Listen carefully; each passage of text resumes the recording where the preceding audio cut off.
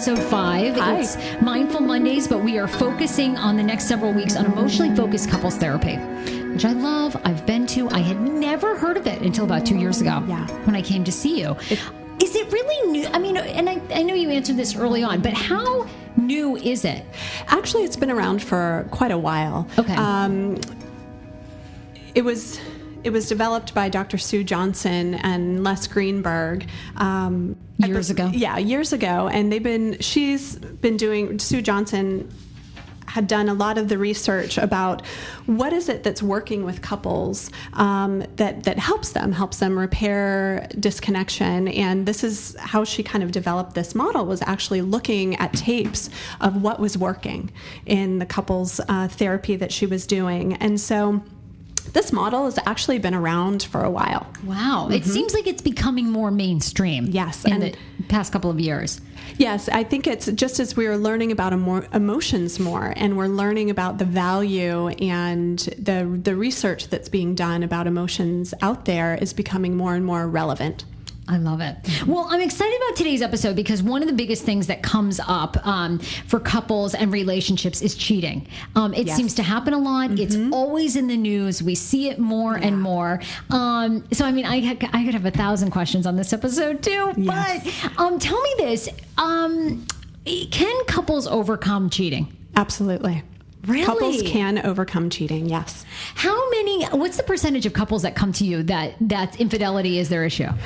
I would say about 50% of couples that come have had some type of infidelity issue, and it ebbs and flows. Wow. Kind of with the percentage, but at times I've had up to 50% of the couples having experienced that at some point. Okay, so, when we came to you, we learned sort of the underlying emotional meaning of why couples cheat, but I still don't think that is mainly accepted. Right. I think most people see a cheater as like, you're just a dog, and how could you do this? And but when you get into the nitty gritty, people cheat for very emotional reasons. Is that oftentimes? Right? Okay. Oftentimes, and that's what we believe in attachment theory, or those of us that work from attachment theory, that cheating or affairs oftentimes are a symptom of disconnection somehow in the relationship.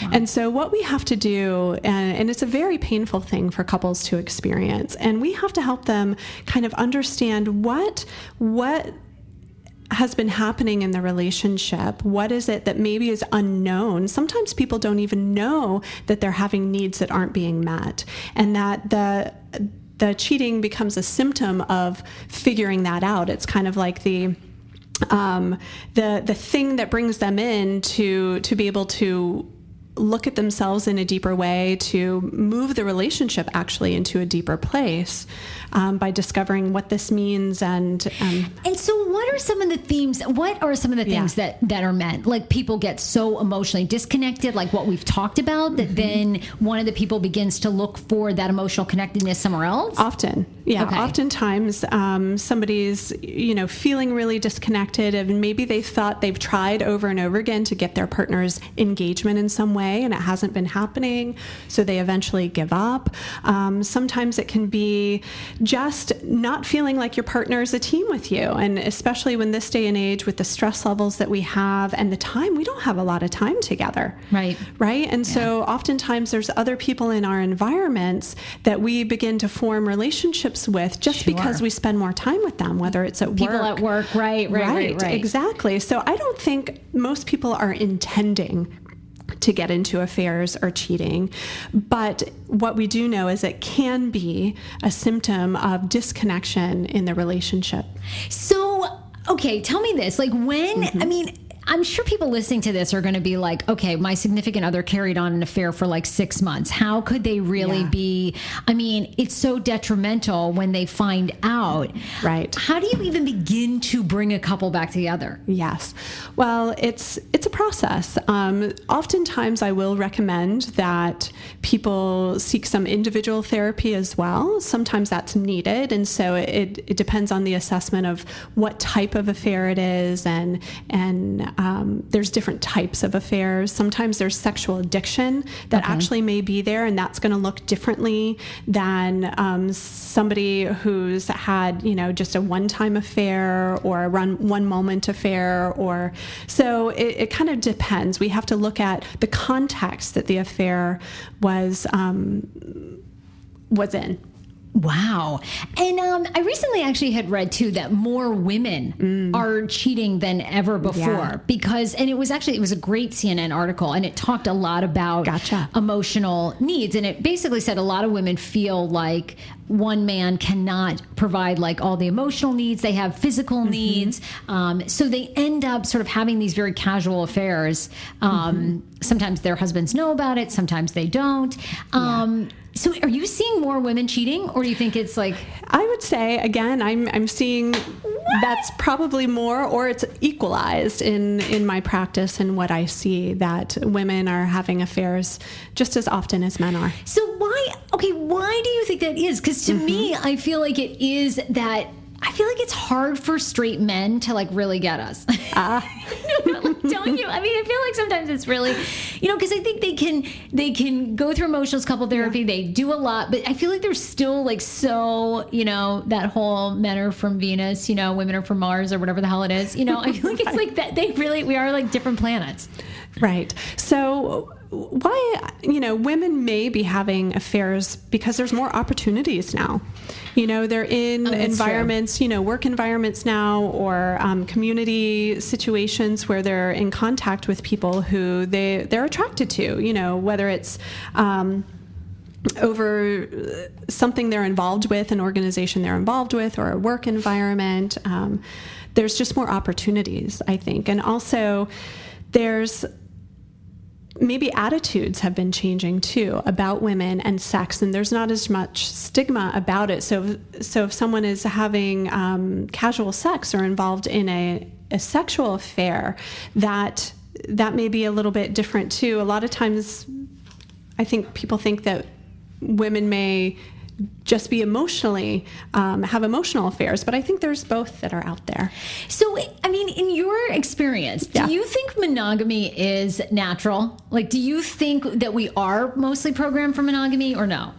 I think we are biologically wired to need other people. And so monogamy is one of the ways and the most efficient and effective way to get our needs met.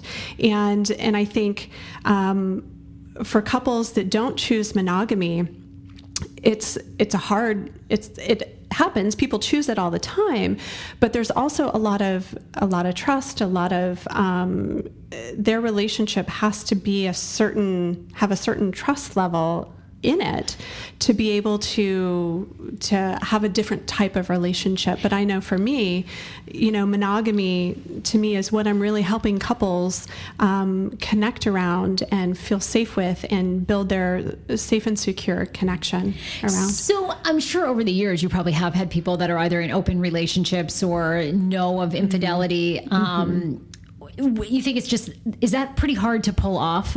It's hard. It is? Yeah. Okay. Because it's just, even as open as communicating as you think you are, people end up feeling. Yeah. And it goes back to, I think, our survival code and trusting, really being able to trust that our partner's there for us and that we're going to be a priority when we need to be, especially at times under stress.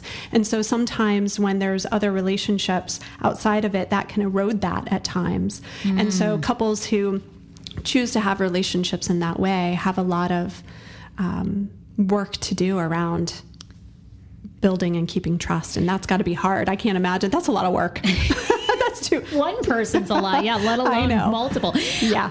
Okay, tell me this, because when we were coming to see you, and over the years when I've talked to Robin, Robin will also say too, is that a lot of times an affair is sort of the thing that brings people back together. Yes.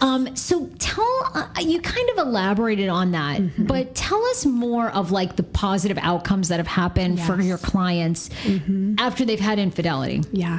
So what I've seen with my couples who've really been able to move through infidelity and affairs is that there's a deeper, safer, and more secure bond that gets developed. And there's a deeper understanding of who they are in their relationship and what their needs are, and a greater connection to that. And in working through the affair, we discover and distill these things that were always there. We just didn't know that were there. They were never highlighted. They were never attended to. And so couples actually, as they move through repairing from an affair, build a deeper, safer, more emotionally connected relationship, which is oftentimes what they weren't getting in the first place, or where they were disconnected. And then you work through, and now they have what they want. God, that's amazing. I mean, it is, because it's just, to me, like, I loved hearing that from you, because you hear in society all the opposite messages. Yes. You know, which I think is why I love doing this series with you, because I think everything that we learned from you is like nothing that you hear in the public. You know what I mean? Yes. It seems like it's always like, and that saying, once a cheater, always a cheater. Do you find in your experience that's true? Not always, no. If there are patterns of behavior of kind of serial cheating, then there's probably something else going on. There may be more of an addiction going on. There's some other deeper work that an individual would have to do, where they're not able to engage in the relationship in the way that their partner needs, or to be in a healthy relationship. And so that's when, if they're not able to heal from the affair, there might be bigger things going on. And that's what we have to assess kind of at the beginning of therapy. What about too when kids are involved? You know, how does that up the ante? Because, you know, I've got friends that their parents cheated on each other, and that seems to always stick with them as well. Yes. So tell me that. Do kids complicate that more? Yeah, I think when kids find out about it, or when they know that it happens, right? Remember, we're developing our blueprint for what healthy relationships look like. And I think it can be very painful for children to find out, or to see that's happening in the relationship. But going back to if a couple's working through it and they're able to do it, and they have children who know about it, or who have found out about it, I would want them to do some what we call repair work with their own children around finding out about this, and the pain that may have been caused to them unintentionally, but just because they see their parents so disconnected and upset, and that's hard.